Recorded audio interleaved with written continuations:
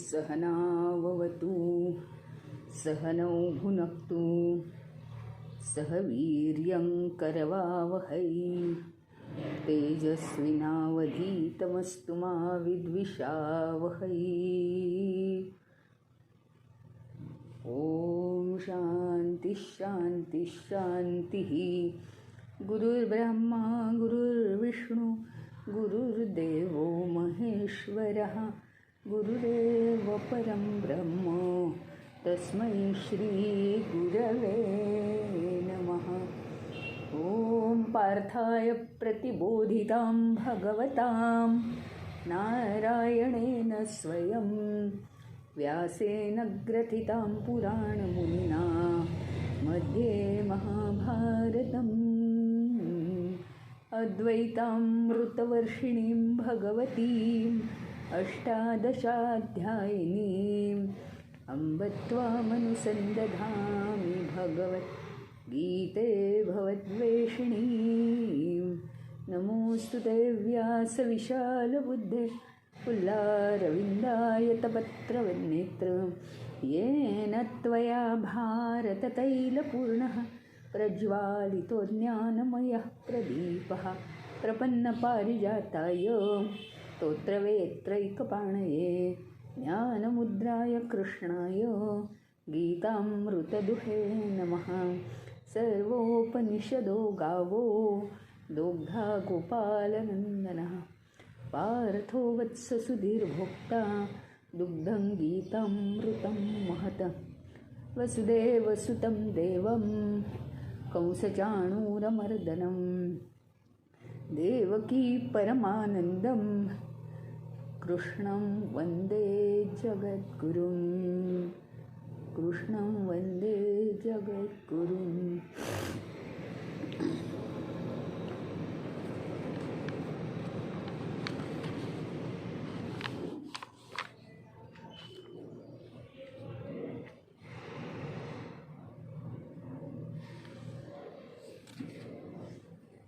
काल आपण बघितलं होतं की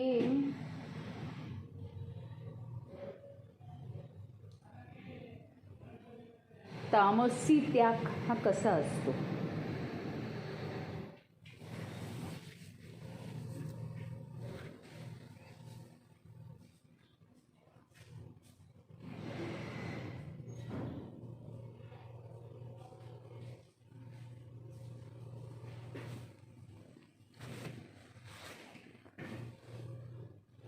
तामसी त्याग हा कसा असतो की नियतस्य तु संन्यासः कर्मणो नोपपद्यते मोहात् तस्य परित्यागः तामसः परिकीर्तितः।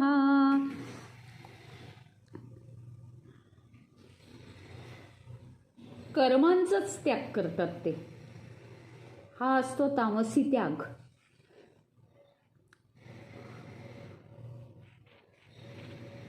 कारण आम्हाला कर्मही करण्याचा मोह होतो आणि कर्मामुळे विविध गोष्टींचा आजूबाजूच्या विविध गोष्टींचा मोह होतो।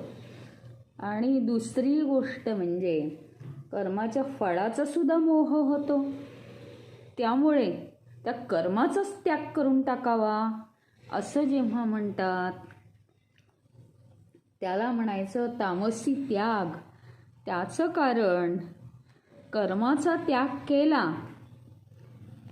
तर जीवन होईल का? आपलं जीवन चालणारच नाही। मग कर्म करायची कोणी? आपल्याला तर सगळं लागतं ना। कर्मांचा त्याग करून चालत नाही। एक मोठं कारण म्हणजे पुन्हा पुन्हा जन्म मृत्यूच्या जाळ्यात अडकायला नको म्हणून वासनांचा क्षय होण्यासाठी कर्म केलीच पाहिजेत। मानवी जीवन हे कर्मांचंच बनले, कर्मांसाठीच बनलेलं आहे। कर्म करण्यासाठीच ते जीवन आपल्याला दिलेलं आहे। आणि दुसरी गोष्ट त्यातलं तथ्य जाणून घेऊन म्हणजे फक्त मी केलं हा भाव नको, म्हणून अहम केंद्रित विचार बाजूला, म्हणजे त्याचा त्याग करायचा आहे. आणि मला आता फळ काय मिळणार, फळ काय मिळणार, फळ काय मिळणार ह्याचा मोह होऊ नये, म्हणून त्याचा त्याग करायचा आहे. बस या 2 गोष्टींचा त्याग करायचा आहे. त्यामुळे तामसी त्याग अयोग्य आहे. पुढे राजस त्याग काय सांगितलं आहे? दुःखम इत्येव यत् कर्म कायक्लेश भयत्यजेत सकृत्वा राजसं त्यागं नैव त्यागफलं लभेत. दुःखम इति एव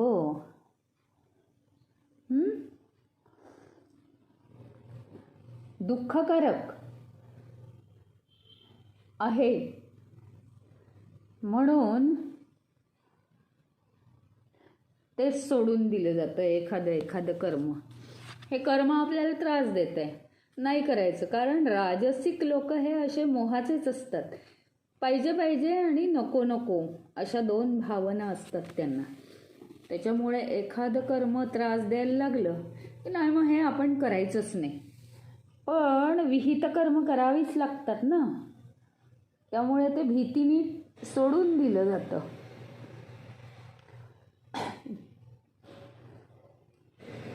मग काय म्हणतात? सहा राजसम त्यागम कृत्वा, असा राजसिक त्याग करतात आणि एव त्याग फलम लभेत, आणि त्या त्यागाचं फळ मिळू शकत नाही. जर तुम्ही कर्म केलं नाही, एखादं त्रासदायक कर्म असतं पण त्यातनं सुद्धा आपण पार पडायला पाहिजे ना, तर ते कर्म केलं नाही, त्रास कितीही होऊ दे, आता केलंच पाहिजे. पुन्हा एक आपलं इनोसंट एक्झाम्पल घेते नेहमीचंच, की आता बोर्डाची परीक्षा आली, त्या 10वीच्या मुलाला ताप आलाय. आता बोर्डाची परीक्षा देणं किती क्लेशकारक आहे. कसं तो बोर्डाच्या पेपरला उभा राहणार, तिथे बसणार कसा, त्याला ते आठवणार कसं. पण सगळं त्याला आठवतं, काम करणाऱ्याला सगळं आठवतं. पण तेच एखादा बेजबाबदार मुलगा असेल तर तो काहीही लिहून येत नाही, बोर्डाचा पेपर त्याला परत द्यावा लागतो रिपीटर म्हणून. जबाबदारी नाही, ह्याला म्हणतात राजसिक त्याग. जे कर्म त्रास देतं ते करायचं नाही. मग आता त्रास होतो म्हणून करायचं नाही. कर्म काय देतं? फळ देतं. मग ते फळ पण मिळत नाही. कोणतं फळ मिळतं? कर्म न केल्याचं फळ मिळतं, म्हणजे काहीच मिळत नाही. पेपरला बसला नाही, मार्क कुठून येणार? पुन्हा बसा, फॉर्म भरा, रिपीटर म्हणून फॉर्म भरा. पण जो मुलगा जबाबदार असतो, अरे कितीही ताप येऊ दे, बोर्डाची परीक्षा पूर्ण पार करायची आहे, सगळे पेपर लिहायचे आहेत, आणि अभ्यास करून अंगात ताप असला तरी जागायचं पण आहे आणि अभ्यास करायचा आहे. अभ्यास करून तो ब्रेनमध्ये साठवायचा आहे आणि मग तो लिहायचा आहे. इतकी मोठी जबाबदारी त्या 10वी-12वीच्या वयाला खूप झाली. ती जर पार पाडली, याला म्हणायचं सात्विक त्याग. स्वतःच्या सगळ्या भावनांचा त्याग, हा आहे सात्विक त्याग. आणि सोडून देणं, कर्म सोडून देणं, हा आहे राजसिक त्याग.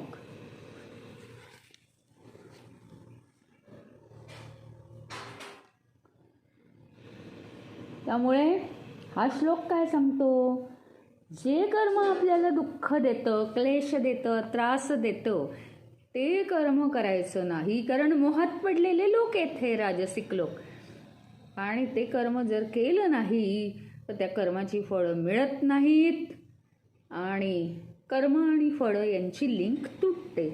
मग जीवनात तुम्हाला पाहिजे ते यश मिळत नाही आणि हळूहळू हे सगळं असं मिसप्लेस होत जातं सगळं. मग दुःखांचा नंबर वाढतो. कारण ही सगळी कर्म आपलं सगळं जीवन सुरळीत चालण्यासाठीच दिलेली आहेत.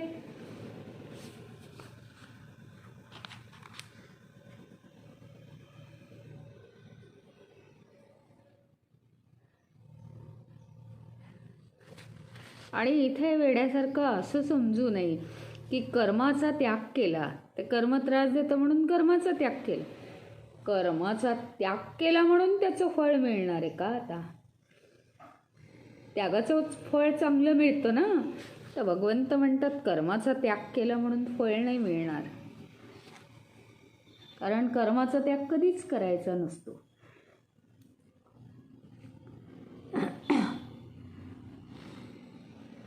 नियतकर्म, आपली नियतकर्म जी आहे ठरलेली, विहित कर्म, नियतकर्म कोणत्याही परिस्थितीत न सोडणं हा जीवनाचा खरा त्याग आहे.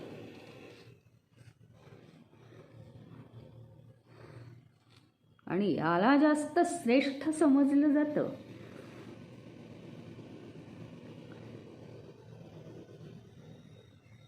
त्याच्यामुळे जास्तीत जास्त आनंद पण मिळतो. सात्विक त्याग कोणता आहे असं हे 7, 8 आणि 9 श्लोकांमध्ये सांगितलेलं आहे. कार्यमित्येव यत् कर्म नियंत क्रियतेर्जुन संगम त्यक्त्वा फलं चैव सत्यागः सात्विको मतः. सात्विक त्याग कोणता आहे तर हा 9वा श्लोक सांगतो की नियतकर्म नियतकर्म हे केलंच पाहिजे. आणि म्हणून नियतकर्म करू नाही. नियतकर्म त्रास देतं. नियतकर्मापेक्षा दुसरं चांगलं वाटणारं, मोहात पाडणारं कर्म करावं असं कोणतेही विचार आपण करू नये. म्हणून म्हणतात भगवंत आसक्ती आणि फलाशा सोडा आणि नियतकर्म करा. हे सगळं सात्विक त्यागात मोडतं.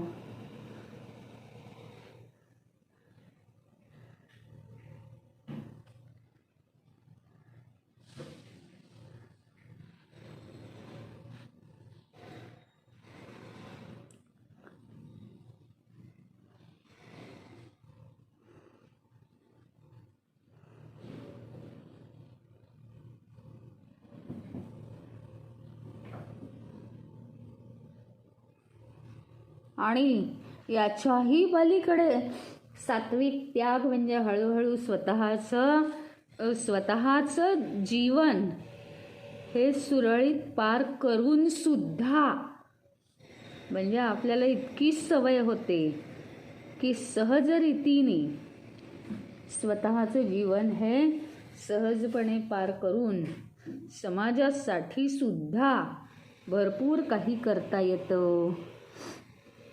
म्हणजेच स्वतःच्या जीवनाचा जो 100% वेळ दिला होता आपण त्याच्याऐवजी आपण समाजाला पण वेळ दिला. हा झाला सात्विक त्याग स्वतःच्या बाबतीतला.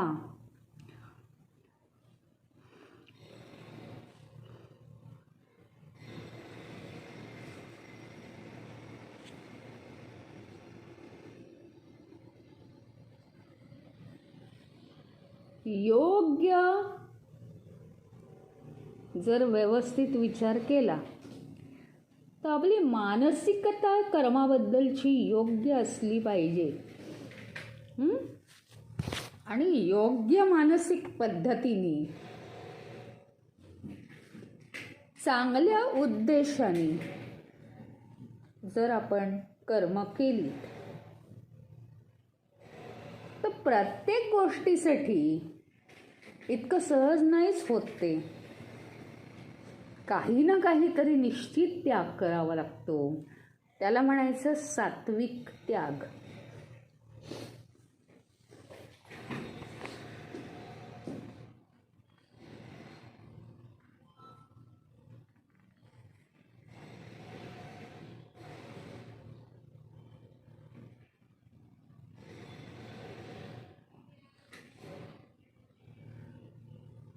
कर्माचा निषेध करणं मात्र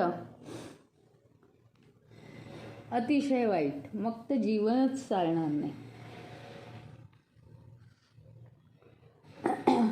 आणि एक लक्षात ठेवावं, कुठंही कर्माचा त्याग जरा सुद्धा सांगितलेला नाही. यज्ञदान तप अत्यंत आवश्यक आहे. फक्त अहम केंद्रित कामना नकोत. हळूहळू त्या संपल्या पाहिजेत.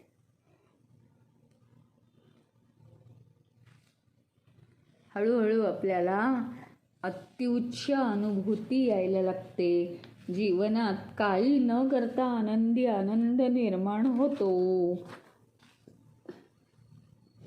पुढे जाऊन ते काय म्हणतात,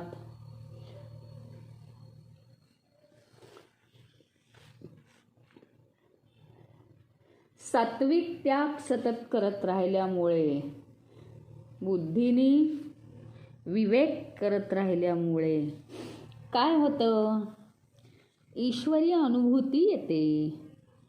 हे आता या 10व्या श्लोकात सांगितलेलं आहे. न द्वेष्ट्य कुशलम कर्म कुशले नानुषज्यते त्यागी सत्वसमाविष्टः मेधावी छिन्न संशयः.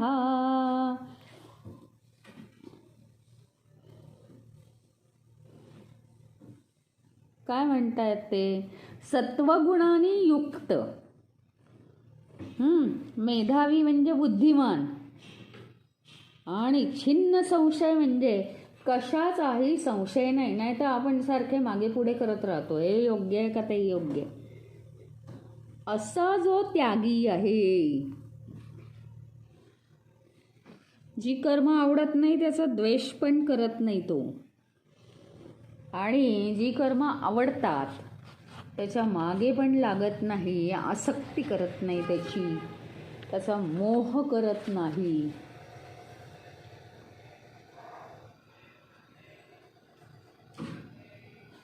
असा हा जो सात्विक मनुष्य आहे, सात्विक त्याग करणारा मनुष्य आहे, त्याला हळूहळू हळूहळू ईश्वराची अनुभूती येत राहते.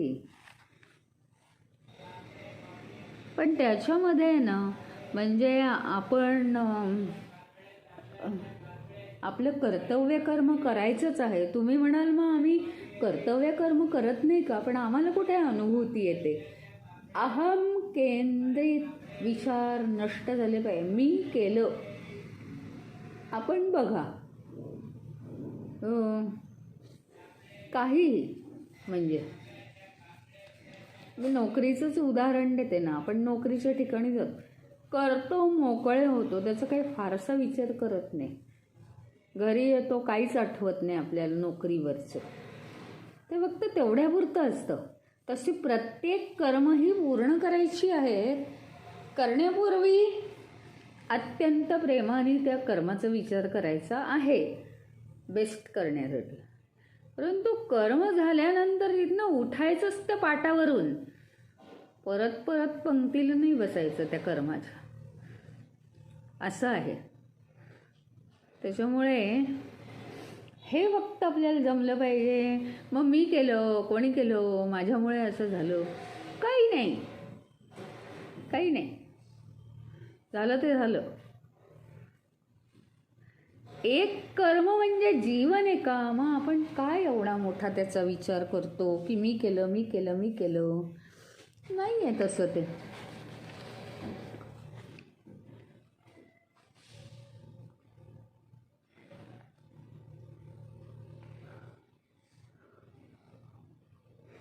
सात्विक त्यागामध्ये काय होतं, माणूस न स्थिर होतो बरं का तर विचारांनी. तो कुणाचाही द्वेष करत नाही. कारण आसक्ती आहे ना, कोणतीही आसक्ती, मला एखादी वस्तू पाहिजे, एखाद्यामुळे ती मिळत नाही, किंवा काहीतरी होतं, किंवा असं होतं तसं होतं, आणि काहीही म्हणजे काहीही कारण असेल, पण जर ते मिळालं नाही तर माणसाच्या मनात द्वेष निर्माण होतो. पण आपल्या जीवनाचं ध्येय म्हणजे जे पाहिजे ते घ्या, जे नको ते नका घेऊ, पाहिजे ते फेका, काही म्हणणं नाही. पण जे कर्तव्य कर्म आहेत, ती कर्तव्य कर्म आपण काय केली पाहिजेत, ती रेग्युलरली पार पाडली पाहिजेत. हळूहळू हळूहळू काय होतं, कशातच आसक्ती राहत नाही. आपल्याला ही वेळ झाली हे करायचं, ती वेळ झाली ते करायचं, बस, बाकी काहीच राहत नाही शिल्लक, की मी कोणतरी मोठा कर्तबगार मनुष्य आहे, असा काही भाव राहत नाही त्याच्यात. कंटिन्युअसली हे केलं तर.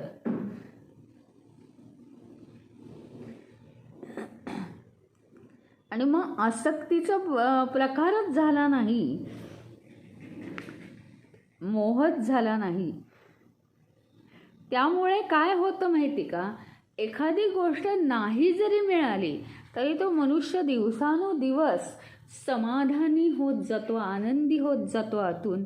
आणि एखादी गोष्ट जरी त्याला मिळाली नाही, कर्म केलं पण नाही मिळाली वस्तू ती, तर म्हणतो ठीक आहे, पुढच्या वेळी दुसरं कर्म करून पाहू असे. आणि त्याच्यामुळे षड्विकार त्याला लागतच नाहीत, कशातही तो गुंतत नाही. आणि हे सगळं स्वतःच्यासाठी त्याला फायद्याचं ठरतं. कोणत्याही लाटा मनामध्ये उसळत नाहीत, असं झालं तसं झालं, मग दुसऱ्याबद्दल द्वेषभाव, मग त्याचा विचार करायचा, त्याला कसं मला कसं नाही. आणि खूप म्हणजे आपण जे नको नको ते विचार करतो आणि मनामध्ये भरतो, आणि बंध कसे निर्माण होतात हे पण आपण पाहिलंच आहे ना.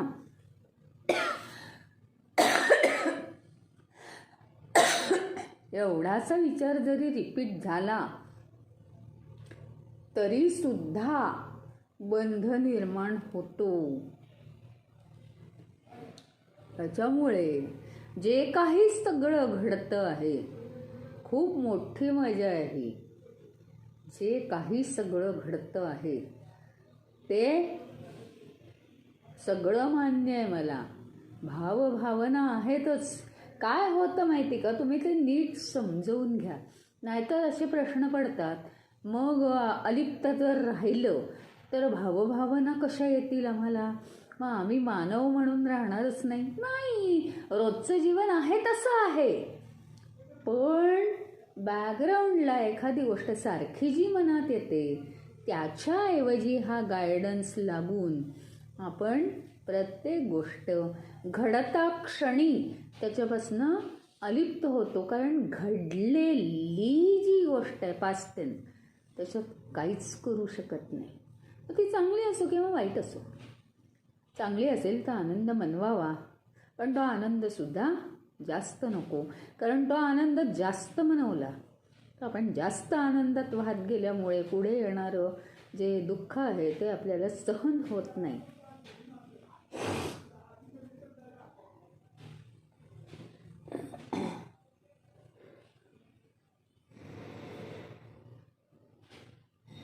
आणि म्हणून सात्विक त्यागी जो माणूस असतो तो छिन्न संशय, हा जीवनात त्याला कुठलाही संशय राहत नाही. असं केलं तर काय होईल, तसं केलं तर काय होईल, आता माझं काय होईल, आता मी वाचीन का नाही. मी चांगलं वागतोय, माझं सगळं परमेश्वराच्या हातात दिलंय, मी जीवन, मी सुरक्षित आहे. आणि तो जे करतो ते दृढ विचार असतात बरं का. म्हणजे आता हे करू का नको, करू का नको, असं केलं असतं तर बरं झालं असतं, असं काहीही होत नाही. त्याचं कारण त्याची विचार करण्याची जी पद्धत आहे ती अतिशय शांत पद्धतीची आहे. आणि म्हणून काय आहे माहिती का, एक तर मीचा पाढा थोडासा कमी झाला पाहिजे. म्हणजे जरी मनात आलं, आता हे तुम्हाला वाटतच असेल, पण मी हा विचार येतोच, आला तरी तो कमी केला पाहिजे, त्याच्याकडे थोडंसं दुर्लक्ष केलं पाहिजे. आता आपल्याला कळायला लागलेलं आहे की तो विचार नाही येऊ द्यायचा. मग दुर्लक्ष करायचं. आणि दुर्लक्ष म्हणजे काय, दुर्लक्ष केलं की तुम्हाला माहिती आहे मनाची ठेवण काय, तर तो जास्त लक्ष देतो. म्हणून काय करायचं माहिती आहे का, की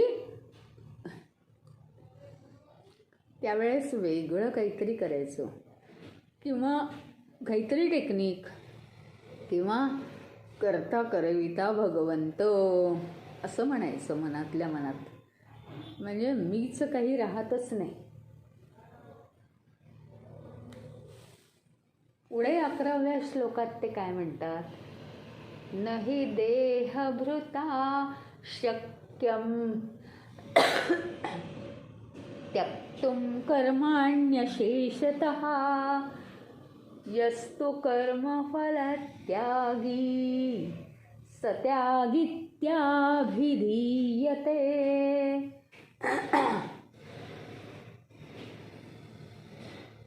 देहभृता म्हणजे देह धारण करणारे जे आहेत, कर्मणी अशेषतः त्यक्तुम नहि शक्यम. बास, जी कर्म आहेत, नियत कर्म आहेत,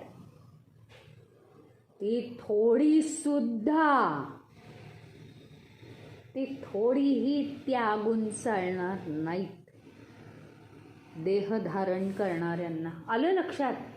मेन प्रिन्सिपल आपलं तेच आहे पहिल्या अध्यायापासून, की काय झालंय, आपल्याला वासना आहेत, त्या वासनांचा क्षय करण्यासाठी आपल्याला हा जन्म मानवाचा दिलेला आहे. मानवाचा जन्म हा 2 गोष्टींनी बनलेला आहे. जीव एक, देह, आणि दुसरा चैतन्याचा अंश. मग देह जो आहे तो देह नियतकर्म करण्यासाठी दिलेला आहे. नियतकर्म का करायची आहेत, तर नियतकर्म वासनांचा क्षय करण्यासाठी आणि आपल्या फळाचा त्याग करण्यासाठी, कर्माच्या फळाचा त्याग करण्यासाठी ही नियतकर्म करायची आहेत. ती करून करून वासनांचा क्षय होणार आहे. म्हणजे मानवी जीवनाचा हेतूच जर हा आहे, तर आपण ते कर्म करायचंच नाही. म्हणजे जिवंत राहून मृत झाल्यासारखं आहे, काही अर्थच नाही. आणि पुन्हा जन्म घ्यावे लागतील. तर जीवनात कर्माशिवाय काहीही अर्थ नाही. म्हणून हा श्लोक इथे दिलेला आहे.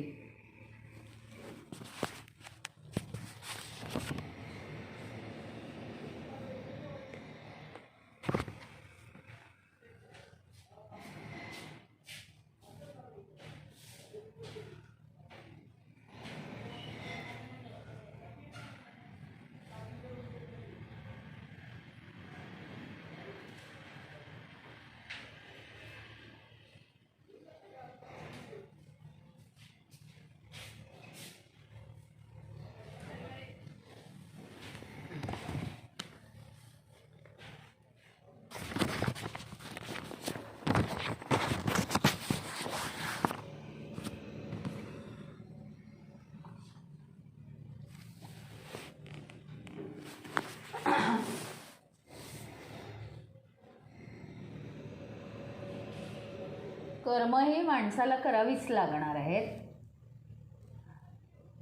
आणि मनुष्यच काय, कोणताही सजीव हा कमी जास्त कृतीशिवाय इथं राहूच शकत नाही. फक्त मानवाला मृत्यूपर्यंत शारीरिक, मानसिक आणि बौद्धिक कर्म करावीच लागणार. मानवाला बुद्धी दिलेली आहे ना, म्हणून बौद्धिक कर्म सुद्धा. नाही तर सगळं जीवन दुर्गंधीयुक्त होईल. जीवनात अर्थ राहत नाही ना मग कर्म नाही केली तर. देहात असेपर्यंत कर्म सोडायची नाहीत. जास्तीत जास्त करता येतील तेवढे हातपाय हलवायचे. आणि म्हणून काय केलं पाहिजे, बाकीच्या गोष्टींचा त्याग करावा आणि सगळी शक्ती कर्मामध्ये घालवावी.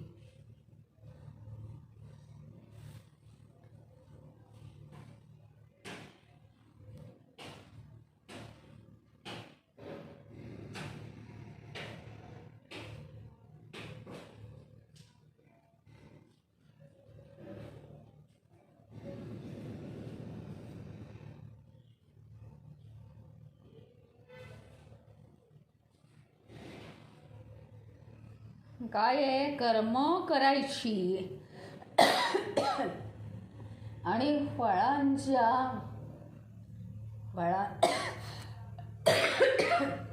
इथे अजून एक शब्द ॲड केलाय आता या श्लोकामध्ये. आपण आत्तापर्यंत काय म्हटलं होतं, कर्मफळांचा त्याग करायचा है ना. कर्मफळांचा म्हणजे मनातून त्याग करायचा, ती फळं येतातच.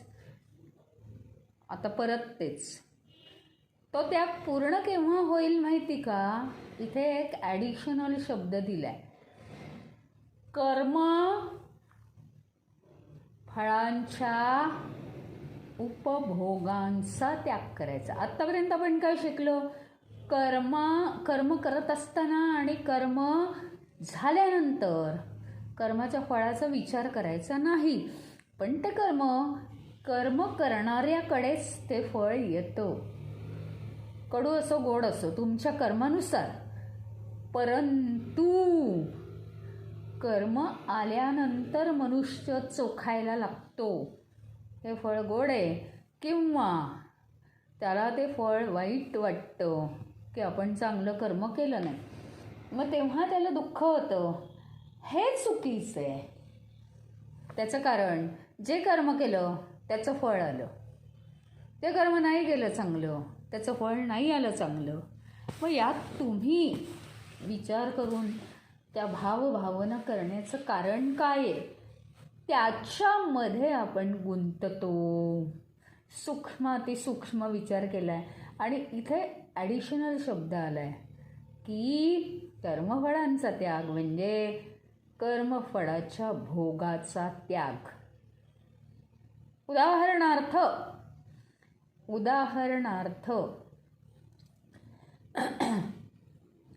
आपण शाळेत गेलो म्हणून आपल्याला लेसन समजला. शाळेत गेलो, टीचरनी लेसन शिकवला, आपण हजर होतो. आपण श्रवण करण्याचं कर्म केलं आहे किंवा आपण नोट्स लिहिलेल्या आहेत, आपल्याकडे सगळं आहे म्हणून आपल्याला लेसन समजला. मग लेसन समजला हे जे फळ आहे, यात आनंद वाटण्यासारखी गोष्ट काय आहे, काहीही नाही. शाळेत गेलो, लेसन समजला, ज्या त्या गोष्टींचा हा गुणधर्म आहे, कर्माचा गुणधर्म आहे की फळ देणं. मग फळाचा उपभोग घेण्याचं आपण कारण काय, स्वयंपाक केला, जिने स्वयंपाक केला ती पण सगळ्यांबरोबर जेवली, मग जेवायला मिळालं मला असं म्हणतो का आपण, कधीही म्हणत नाही. जे कर्म केलं त्याचं फळ आलं, खास काहीही नाही, उपभोगायची गरज नाही. तरी याच्यात विचार येतात, मी किती छान भाजी केली, आज सगळे कसे खुश झाले. मी हा विचार आला. दुसरं म्हणजे मला भाजी खूप आवडल्यामुळे जेवण जास्त गेलं, हा एक आनंदी विचार आला. जरूर नाही, पण तुम्ही म्हणाल मग नीरस होईल जीवन. आता ह्याच्यावर उपाय आहे. तुमच्या मनात जरी हे सगळे विचार आले तरी ते क्षणिक आले पाहिजेत आणि नंतर त्याची शेपट येता कामा नये. हे त्याचं गणित आहे. प्रत्येक गोष्टीचं हेच गणित आहे की सगळं होईल. अरे दुःखाने अश्रू येतील, आनंदाने फुलून जाऊ, पण तो क्षण दुसऱ्या क्षणाला अलाउड नाहीये. त्याचं कारण मग अलाउड जर हवं असेल तर ठीक आहे, सामान्य माणसाप्रमाणे जगण्याची तयारी ठेवा. जर तुम्हाला आध्यात्मिक जीवन जगायचं असेल, गीता सांगते ह्याच्यावर विश्वास असेल, दृढ विश्वास, आणि एकदम सात्विक आनंद उपभोगायचा असेल तर, किंवा जीवन परिपूर्ण जगायचं असेल तर मात्र तुम्हाला थोडासा जरी त्रास झाला तरी काही गोष्टींचा त्याग करावा लागेल. तसा कर्मफळाच्या उपभोगाचा त्याग करावा लागेल. उपभोग याचा अर्थ मनामध्ये आणून चांगलं चांगलं म्हणणं किंवा वाईट वाईट म्हणणं, त्याचं सुख भोगणं किंवा त्याचं दुःख भोगणं, याच्यामुळे बंध निर्माण होतात. म्हणून करू नका, अजिबातच करू नका असं नाही, किंवा तुम्ही भावभावना विसरून जा असंही नाही. काहीतरी तर विचार येणारच, पण प्रत्येक गोष्टीला अटकाव हवा आहे. हे सगळं झालं की तुम्हाला जे जे काही पटलं नाही आहे ते पण मला सांगा तुम्ही. हां, कारण यात काही गोष्टी अशा आहेत की त्या तुम्हाला पटणार नाहीत. तर आपण जाऊया पुढे.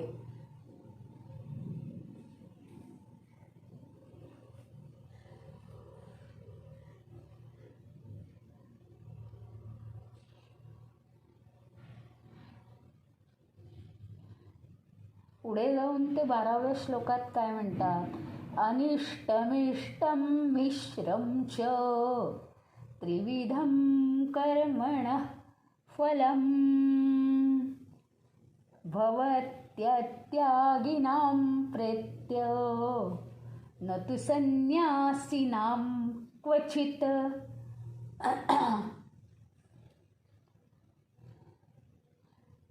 अत्यागिनां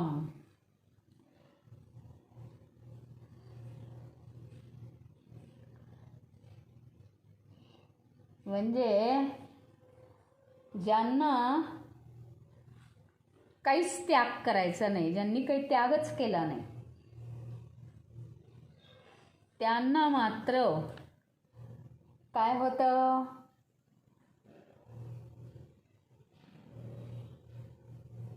की हा देह नष्ट झाल्यानंतर त्याची वाईट फळं मिळतात.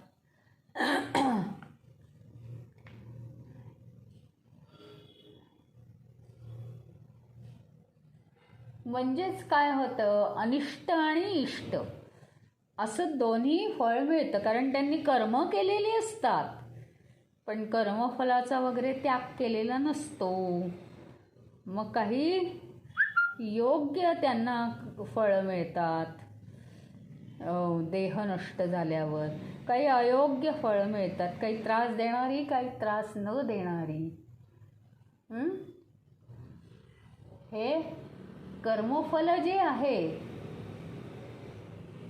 ते कसं आहे, त्रिविधम कर्मणा फलम, 3 प्रकारचं फळ आहे. 3 प्रकारचं फळ प्राप्त होतं. त्यागी लोकांना मात्र कधीच काहीच भोगावं लागत नाही. अनिष्ट, इष्ट किंवा मिश्र अशा 3 प्रकारचं त्यांना मृत्यूनंतर फळ भोगावं लागतं असं भगवंत म्हणतात. आता ही काय आहे, गीता ही खूप जुनी आहे ना, त्याच्यामुळे त्यांची ती पद्धत होती. खूप पूर्वीची माणसं असंच बोलायची ना, नाही का, फटाफट बोलायची. त्याच्यामुळे त्यांची ती पद्धत आहे बोलण्याची. फक्त काय आहे माहिती का, देह असेपर्यंत या देहाची कर्म, परंतु देह नष्ट झाल्यावर तुम्ही काय काय केलं आहे त्याचे सगळे चांगले वाईट परिणाम तुम्हाला मिळतात. पुढचा देह मिळण्यापूर्वी ते कलेक्ट केले जातात आणि पुढच्या देहात जीव जेव्हा निर्माण होतो त्याच्यात त्या सगळ्या तुमच्या इष्ट अनिष्ट गोष्टींचा प्रवेश केला जातो त्याच्यात. आणि म्हणून आपण काय केलं पाहिजे की आत्ता आणि भविष्याची जर चिंता करायची असेल ना, तर केवळ या देहानंतर आपलं सगळं भलं व्हावं ह्याच्यासाठी आपले विचार आपण सात्विक ठेवावेत, कारण ते येतातच बरोबर.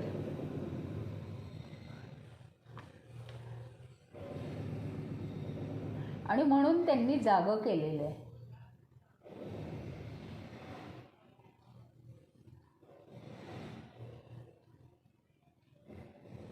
कामनेमुळे आपल्याला हा जन्म मिळतो आणि कामनेचं फळ आहे कर्म.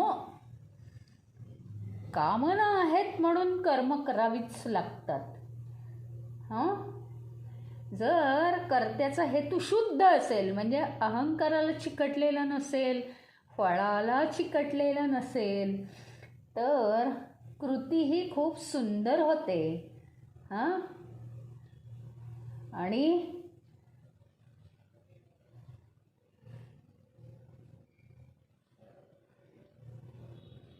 एकदा का आपण सवय लावली ना, यात कठीण असं काही नाही आहे बरं का. कुठल्याही गोष्टींची आपल्याला सवयच झालेली आहे. बघा तुम्ही, समजा एका ठराविक पद्धतीच्या खाण्याची आपल्याला सवय, अचानक काहीतरी झालं आणि काही दिवस 1 महिना डॉक्टरने असं असं खायला सांगितलेलं आहे, तसं तसं खायचं नाही, असं असं खा. मग आपल्याला काय होतं, सुरुवातीला 2 दिवस खूप त्रास होतो, कारण सवय नाही आहे ना. आणि मग इतकं इझी होऊन जातं की महिनाभरानंतर कोणी विचारलं ते पहिल्यासारखं द्यायचं का तुम्हाला, नको आता ह्याची सवय झाली आहे मला. म्हणजे मनाला आहे ना कोणत्याही गोष्टीची सवय लागते, प्रॅक्टिस करून ती लागते. असं म्हटलं तर फार कठीण असं काहीच नाही आहे या जगात. फक्त ती सवय झालेली आहे प्रत्येक गोष्टीची. रात्र झाली की झोपायला पाहिजे ही सवय झालेली आहे. असं एक उदाहरण दिलं मी फक्त. पण 12 वाजले की भोजन करायला पाहिजे ही सवय झालेली आहे. मग कुठे कुठे कधी कधी उशीर झाला की जीव तळमळतो, असं काहीतरी होतं आपल्याला. किंवा कुठे 11 वाजता जेवायला दिलं तर मला भूक नाही लागली, असं होतं. म्हणजे सवयीचा परिणाम आहे. तर कर्म करायचं पण मी नाही केलं, भगवंतच करतो ना सगळं, आणि मला वाटत राहतं की मी करते. असा विचार जर सहज मनात सतत आला, सतत, तर आपलं त्याची अटॅचमेंट सुटेल. दुसरी गोष्ट, कर्म झालं आता काही नाही, कर्म झालं आता काही नाही, फळ आलं तरी ते खायचं आहे, केलेलं कर्माचं फळ आहे. आता मी झाडं लावली आहेत, अहो त्याला फळं येत आहेत. फळं येत आहेत तर काय करू, फळं खायची नाही असं आहे का. अर्थ नीट लक्षात घ्यायचा. ज्यांनी कर्म केली आहे त्याला फळं मिळतात. ती फळं घरात येत आहेत. आता ती फळं खायची आहेत. कोण खाणार माझ्याशिवाय? माझ्या कर्माची फळं कोण खाणार? कोणीही खाणार नाही. Not interested at all. कुणीही तुमच्या कर्माची फळं खायला येत नाही आणि लोकांच्या कर्माची तुम्ही खात नाहीत. मग ती फळं खायची. पण त्यात विचार करण्यासारखं काय? मी झाडं लावली, झाडाला फळं आली, मी खाते आहे. मी स्वयंपाक केला, 4 पदार्थ तयार झाले, सर्वांबरोबर गरम गरम खाते आहे. बाकी काही नाही आहे. ते नॉर्मलच आहे सगळं. जे आपल्याला पाहिजे आहे त्याच्यासाठी आपण काहीतरी करतो आहे आणि ते मिळवतो आहे. मग यात विशेष ते काय?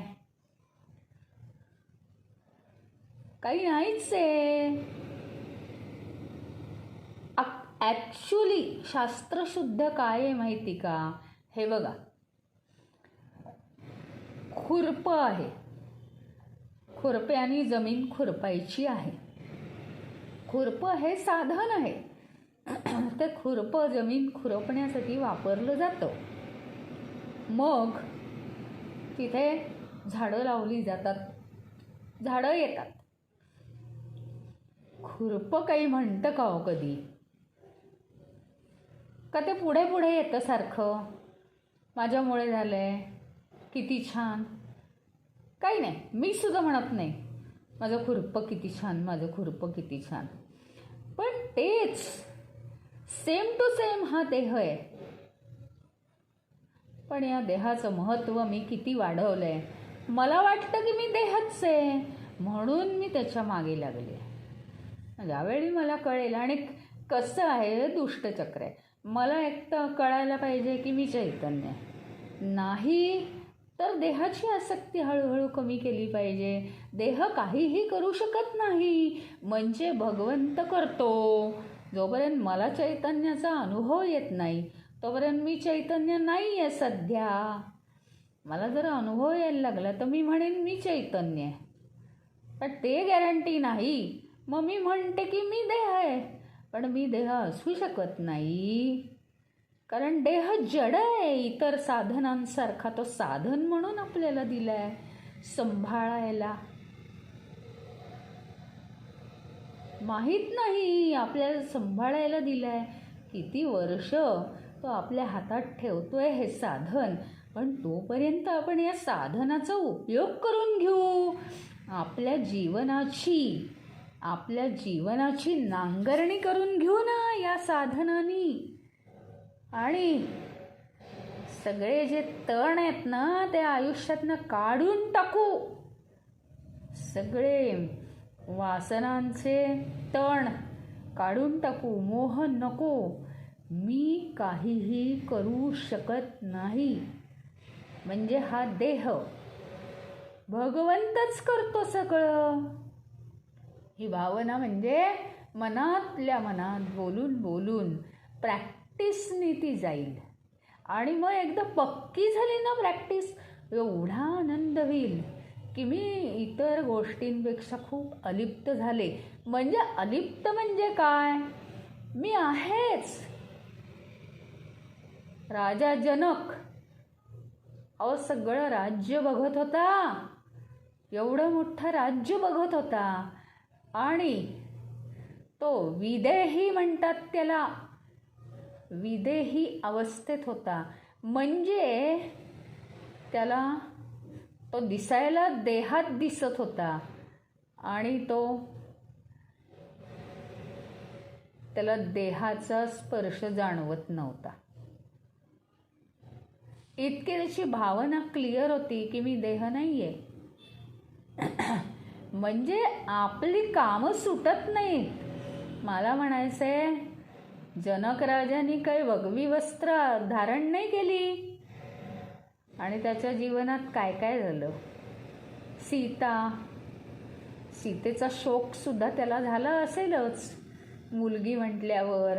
त्याच्यानंतर सीतेचा जन्म कसा झाला, त्या काळामध्ये असा जन्म झालेली मुलगी घेऊन किती दृढनिश्चयाने तो वावरत होता. आज समाजामध्ये काय काय काय काय लोक प्रश्न विचारतील, कसं काय आणि कुठली मुलगीन काय झालं आणि काय नाही झालं. पण जनकाचं उदाहरण उत्तम आहे. त्याच्यामुळे कुठलाही मोह कमी होऊन, हे लक्षात ठेवावं संसारी माणसानी, हे काही कडक नियम नव्हेत, घाबरण्यासारखं काही नव्हे. यातनं आपण वैराग्य मिळत नाही आपल्याला, आपण काही वनामध्ये जात नाही. आपल्या हे खूप आहेत, अजून वासना खूप आहेत. आपण नाही जाणार हे सगळं सोडून. पण आपण काय सोडणार आहोत माहिती का? ज्या विचारांचा आपल्याला त्रास होतो ते विचार सोडून चांगले विचार करणार आहोत. घाणेरड्या सगळ्या बटबटीत विचारांनी जे मन भरून गेलं आहे, भरलेलंच आहे ते हळूहळू रिकामं झालं की कळेल आपल्याला. आणि त्याचे मार्ग इथे सांगितलेले आहेत.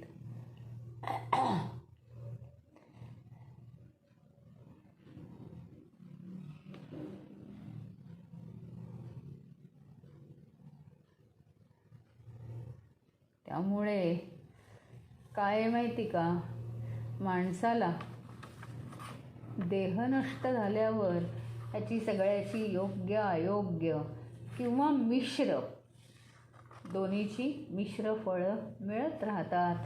आणि म्हणून त्यांनी कर्मफलाच्या उपभोगाचा त्याग करावा. कर्म केलं, फळ मिळणार आहे, फळाचा विचार करायचा नाही, खाऊन मोकळं. भरपूर फळं आली, भरपूर खाल्ली सगळ्यांना देऊन घरातल्या. नाही आली, नाही खाल्ली. यावर्षी नाही आहे सीझन, पुढच्या वेळेस कर्म बदला. झाडाला फळ नाही आलं, जरा वेळेवर खत टाका, 2 वेळा टाका खत 6-6 महिन्यांनी. क्रिया आहेच करायची, कृती करायचीच आहे, कर्म करायचंच आहे आवश्यक ते. फळ चांगलं येण्यासाठी सगळं करायचं आहे. कुठंही वेडा वाकडा त्याग सांगितलेला नाही, कर्मांचा त्याग अजिबात सांगितलेला नाही. पण एक ॲडिशनल गोष्ट आली की कर्माच्या फळाचा त्याग केला पाहिजे. कारण कर्माच्या फळाच्या उपभोगाचा त्याग केला पाहिजे. आणि म्हणून कर्माच्या फळाचा त्याग करा म्हणत होते आत्तापर्यंत. पण ती वेळ येण्यापर्यंत भगवंत थांबले होते की तुमच्या मेमरीत ते आधी फिट बसू दे, मग आता तुम्ही ऐकाल. कर्मफळाचं म्हणजे काय? जे फळ येणार आहे किती छान, किती गोड, किती मधुर, किंवा अरे रे रे किती कडू आहे. नाही नाही नाही, दोन्हीची गरज नाही. काहीही करा तुम्ही, कडू असेल ना फळ खा, टाकून द्या, काही करा ना. मनुष्य स्वतंत्र आहे, मुक्त आहे काहीही करायला, त्याला बंधनं नाहीत. पण तो स्वतःला बंधनात पाडून घेतो. पहिल्या कर्मांची वाईट फळं जर तुम्ही टाकून देण्यासाठी दुसरी कर्म चांगली करायची, एवढं एकच असतो उपाय त्याला. बस सगळे उपाय आपल्या हातात आहेत. का बरं? पुरुषाव व्याघ्र. आपण कोण आहोत? उत्तम पुरुष आहोत, शूरवीर आहोत, पराक्रमी आहोत. कारण चैतन्य आहोत आपण, वाघाप्रमाणे आहोत आपण. काय कमी आहे? कर्म उत्तम करायची, फळं यायची ती येत राहू दे. खाल्ली जातील ती या देहाकडून, मनाकडून, बुद्धीकडून, खाल्ली जाऊ दे. पुढे आपल्याला फक्त कर्म करायचे आहेत आणि कर्मावर कॉन्सन्ट्रेशन करायचं, बाकी काही नाही. आता 12व्या श्लोकावर आपल्याला अजून अनिष्ट, इष्ट आणि मिश्र याच्यावर बोलावं लागणार आहे. तर आपण 12व्या श्लोकाचा भाग उद्या घेऊया.